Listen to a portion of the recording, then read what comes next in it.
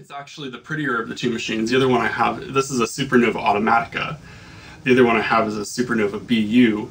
The other one is kind of greenish. This one, this color is, may look green on your screen, but this is actually gray.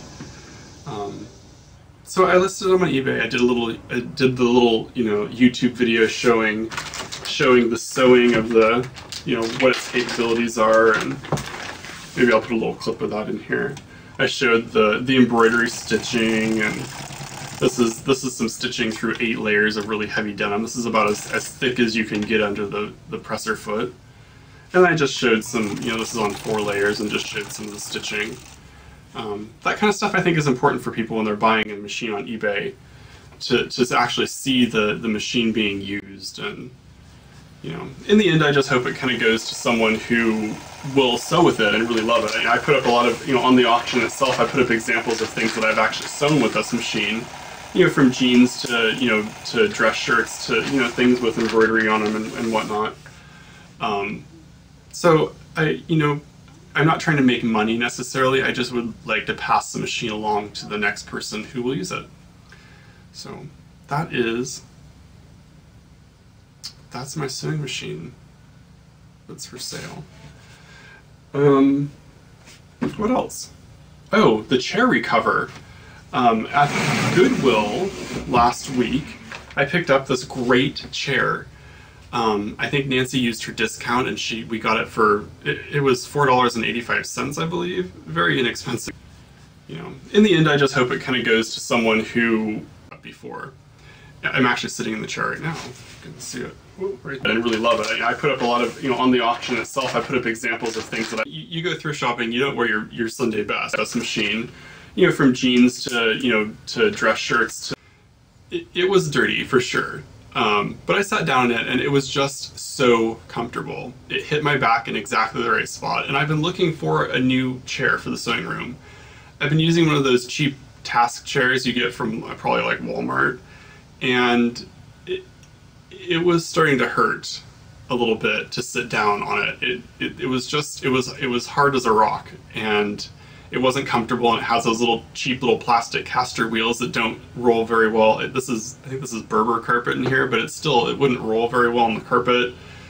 So I saw this chair, and I sat in it and saw the big wheels, and I thought, this is the chair for me. Here, I'll pick it up and put it on the table here so you can see kind of what it looks like. Let me raise the camera a little bit here.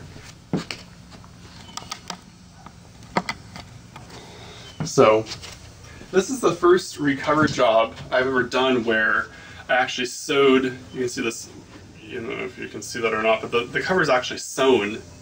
It has this back panel. This isn't the best recover job, normally what I would have done is I would have ripped off the old cover, kind of draped the new fabric over the chair and just stretched it around and stapled it with a staple gun. This chair, because it has these, it's very curvy and has this curvy shape, I thought that's not really going to look very good. You can see, when you're sitting here, the chair goes right into your lower back here. This is so nice for sewing. It gives you the ability to have nice posture, but it's just great. So I sewed. So what I did is I took apart the pattern, the old fabric, cut off, all the embroidery on them and whatnot. So I'm not trying to make money necessarily. I just would like to pass the machine along to the next person who will use it. For this one, and this isn't the first choice of fabric, or the first choice of fabric that I used was actually this. I picked this up. I got this at Hancock's. Both fabrics are like a upholstery, fake ultra suede type stuff. This one's much thicker. This actually feels like suede. It's thick like suede. This one was quite a bit thinner. But I had originally sewn the cover out of this fabric here, and when I went to the foam place to pick up I needed to replace the foam. The foam had just turned powdery, so the foam needed to be replaced. And when I went there, Nancy and I saw this chartreuse fabric, and we thought, this kind of would have made this really cool 70s groovy chair look kind of plain. this chartreuse fabric really makes the chair pop. You can really see the style of the chair. Picking up the foam was a long project. It really took a long time. Foam, I guess they were telling me that the price of foam has gone up like 200% in the last few months because China's buying all the raw chemicals to make foam. So it's not easy to get, and the denser you want your foam, if you really, I wanted this foam dense, so when you sat in it, I didn't want to sit all the way down to the form of the chair. I wanted it to actually be resilient. And of course, the denser you want your foam, the more chemicals it takes to make, the more expensive it is. The foam that I wanted for this chair would have cost me almost $60. So I compromised and got the grade lower than that, and what I did was I got it thicker. It was about this thick, and that only cost me $9. So the difference was just immense between the really thick, squishy foam and the dense, squishy foam and the lower grade. Which I thought, that's great. I'll just get it thicker and I'll squish, I'll squish it down as I put it in. Well, because I had the sewn cover and this was the cover was already sewn, that was not as easy as it seemed like it should have been. Putting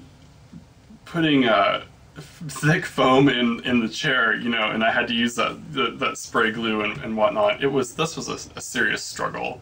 My fingernails hurt afterwards from pulling the fabric around. There's some spots like in the back here where you can't see them, but there's some staples here where I had to actually, or some staple holes where I actually had it unstaple, where I had it stapled, pull some extra fabric out, restaple it. You can see around, well, you can't see, but around the edges here, this should really be extending more into the edge here. And so you can see some of the staples around in here. But it's not, it's not like a chair for show. It's my sewing chair. So I think for this cover job, I think I did a pretty good job considering my first real staple, my first real non-stapled but sewn cover. So that's the sewing chair project. And you can see here, it has these really nice wheels. That's the good stuff right there. So let me put the camera back down.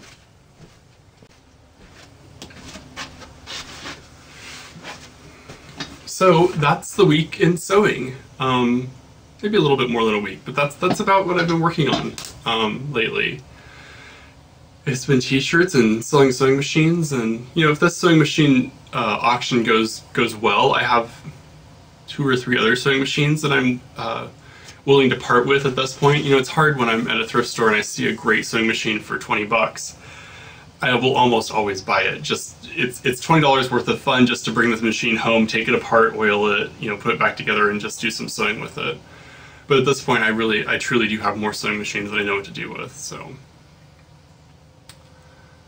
So yeah, that's about it. Oh, I do have some. I can show you my other little quick projects that I did. This is I had this ultra suede left because I didn't end up using it, so I made a little ultra suede hat. I'm not sure. It's a little bit funny with the ultra suede. I used a cotton to line the inside with. It's kind of funny. This is one of those homespun cottons. So instead of a chair, I got a hat.